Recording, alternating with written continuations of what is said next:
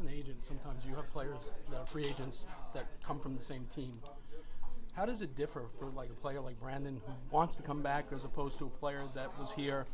You're hearing two different stories from the same franchise. Like, how do you balance that?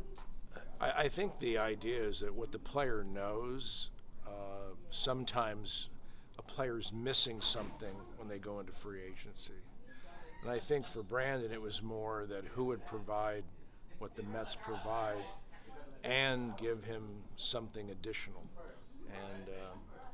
And that was a hard burden when you're talking about a winning intention, a winning design, because it was very clear from being here that Brandon knew that this club was going to have a winning effort every season.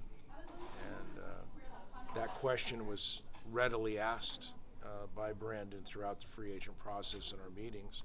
You know, I'm playing for a team that I know will compete and want to win every year. You know, tell me what your ownership says about that. And so that's a hard question for a lot of teams,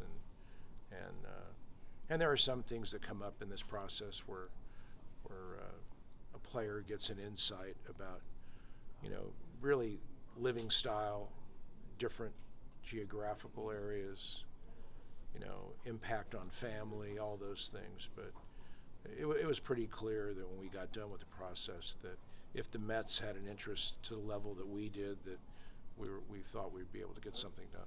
What's that? What is Michael Conforto's status? Oh, Michael's in Arizona, doing great. He's throwing normally again, back full health, hitting great, and we are talking to a number of teams about him right now. Are the Mets one of those teams? What's that? Are the Mets one of those teams? Well, you'll have to ask Billy that. Your organization has always prepared reports, you know, for negotiation process, for negotiation purposes. With rule changes, how does that change? Like for guys that, you know, were great hitting against the shift, now the shift's out. Guys now pitchers that take a lot of time now with the pitch clock. How does that change your process? Well, we did projections of what Brandon would do in the shift.